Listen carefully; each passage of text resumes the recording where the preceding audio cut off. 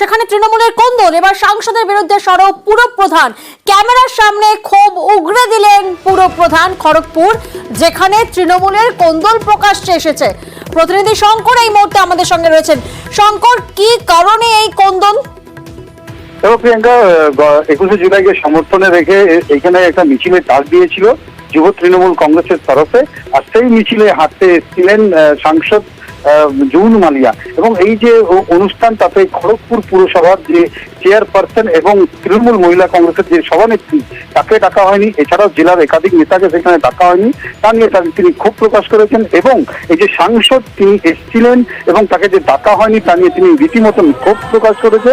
এরপরেই যখন আমরা জেলা সভাপতিকে জানতে চেয়েছি যে এই যে চেয়ারপারসনকে কেন ডাকা হয়নি, বা অন্যান্য যে ভাইস চেয়ারম্যান রয়েছে, অনেকগুলো কাউন্সিলর রয়েছে, তাকে ডাকা হয়নি কেন এই মিছিলে, তা নিয়ে তিনি রীতিমতন দলের বিরুদ্ধে যেই নেতারা কাজ করছে তাদের নিয়ে ক্ষোভ প্রকাশ করে তাদেরকে সতর্ক করেছেন। এবং এই যে খড়গপুর শহর, সেখানে শহর সভাপতি নেই, 21শে জুলাইয়ের পর নতুন সভাপতি করা হবে বলে তিনি জানিয়েছেন। এর পাশাপাশি যেই নেতারা এই যে দলের বিরুদ্ধে কাজ করছে তার বিরুদ্ধেও কিন্তু সরব হচ্ছেন। বেশ, ক্যামেরার সামনেই ক্ষোভ উগরে দিলেন পুরপ্রধান কল্যাণী ঘোষ। পুরপ্রধানকে সমর্থন তৃণমূল জেলা সভাপতি। এই মিছিলের খবর আমাদেরকে দেয়নি এবং সাংসদ আসছে বলে সেটাও আমরা জানি না।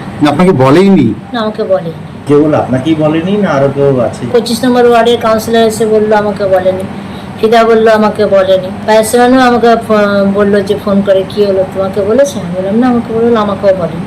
কি মনে করছে, মানে কেন, কিসের জন্য? নতুন সমীকরণ কিছু ভাবছে নাকি? নতুন সমীকরণ আর কি ভাববে, যে ভাবার কিছু নেই। ভালোভাবে খড়গপুর চলছে, সেটা পছন্দ হচ্ছে না। আগে যেভাবে চলতো সেটাই চাইছে।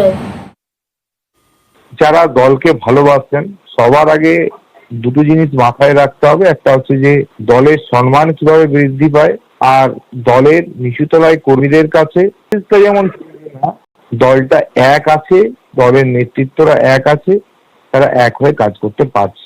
যারা এই কাজটা করে না, তারা দলের স্বার্থে থাকলে তাহলে সবাইকে নিয়ে করার মানসিকতা থাকতো। যারা ভোটে দলকে পরাজিত করার চেষ্টা করেছিল, তাদের এখন অতি সক্রিয়তা তাদের মধ্যে দেখা যাচ্ছে, এবং তারা এখন অতি সক্রিয়তার মধ্য দিয়ে সবচেয়ে বড় তৃণমূলই প্রমাণ করার চেষ্টা করছে।